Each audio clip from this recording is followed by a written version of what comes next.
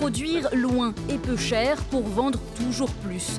Dans cette course effrénée à la consommation, l'industrie textile laisse derrière elle une quantité colossale d'invendus. Une mode jetable, un non-sens économique et écologique.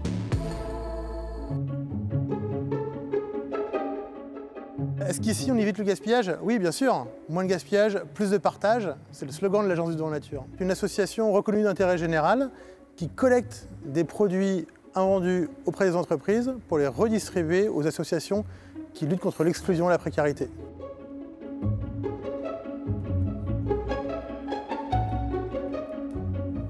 Ces produits sont des produits d'entretien, des produits d'hygiène, des produits de fourniture scolaire, des produits d'équipement de la maison et bien sûr des vêtements. Ces entreprises aujourd'hui donatrices, on peut en citer quelques-unes, Camailleux, Kiabi, Wolf Lingerie, Dim, Salomon, Petit Bateau. Nous avons parmi nos donateurs un certain nombre de maisons de luxe françaises notamment, qui, pour des révisions de confidentialité, nous demandent de ne pas citer leur nom et de démarquer leurs produits. En 2021, vraisemblablement, nous atteindrons la barre des 400 000 unités de vêtements redistribués. Nous sommes une espèce d'Amazon du don. Les associations commandent via notre plateforme numérique. Les colis sont préparés ici, sous forme de colis ou de palettes, et vont être réexpédiés. Nos associations partenaires sont très diverses. Ce sont des centres d'hébergement, ce sont des associations d'aide à l'enfance, de protection de femmes victimes de violences, des épiceries sociales et solidaires. L'Agence du don nature n'est pas et ne sera jamais la poubelle des entreprises, puisque nous comptons sur nos partenaires pour nous proposer des dons utiles d'un point de vue social. En fait, l'invendu donné n'est plus véritablement un invendu. C'est un produit qui, en trouvant son utilité sociale, finalement, évite le gaspillage. C'est le grand tabou de l'industrie de la mode. Que faire des invendus? Une partie retrouve une seconde vie grâce aux dons, mais dans la plupart des cas, c'est la destruction qui prime. Pour chaque vêtement donné, 5 sont incinérés. Cela représente un gaspillage considérable. Eau, énergie, mais aussi la main-d'œuvre et le transport pour des vêtements qui ne seront jamais portés. En France, à partir de 2022, une nouvelle loi pourrait changer la donne. Producteurs et distributeurs auront l'interdiction de détruire les invendus. L'industrie devra donc s'adapter et vite.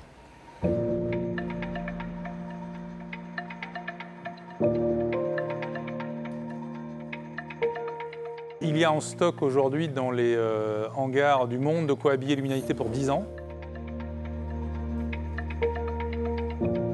Aujourd'hui, tous les acteurs ont pris conscience de l'importance de recycler et d'upcycler ces produits. Les marques viennent nous voir avec des stocks de produits. On conçoit avec eux de nouveaux produits pour remettre ces produits sur le marché. Par exemple, on a travaillé avec Cyrillus sur leur stock de tissus dormants pour faire des caleçons. On a travaillé aussi avec Bisbee pour réutiliser des jeans pour en faire des pochettes d'ordinateur. Plus récemment et en ce moment, avec Blanche-Porte, on travaille des housses de couettes qui permettent de faire des kimonos. Et on travaille aussi des draps avec lesquels on fait des pochettes et des lingettes zéro waste.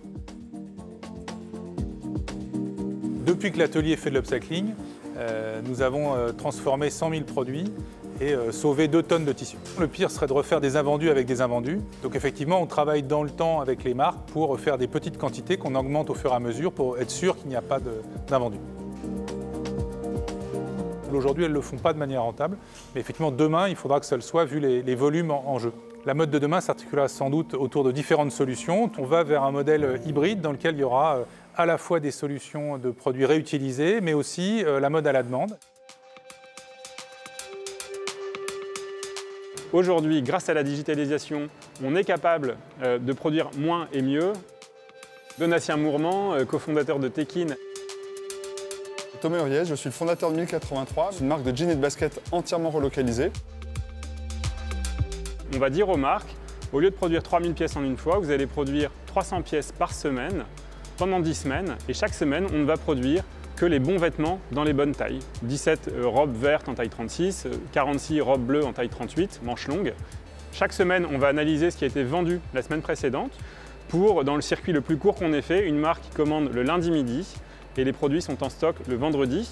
Et avec une production à côté de la consommation, on peut fermer le robinet d'un jean qui ne marche pas bien ou d'une taille qui est très peu commandée.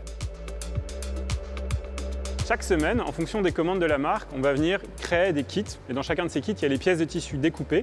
Tout ça est dispatché aujourd'hui dans une quarantaine d'ateliers partout en France et en Europe. Et chaque atelier reçoit chaque semaine sa production de la semaine. À nous, on n'a aucun invendu, absolument aucun invendu. Tous les jeans 1083 qui sont fabriqués sont vendus. Il n'y a jamais eu un seul vêtement qui a été soldé ou en promotion parce qu'on ne vend que ce qu'on produit et on ne produit que ce qu'on vend.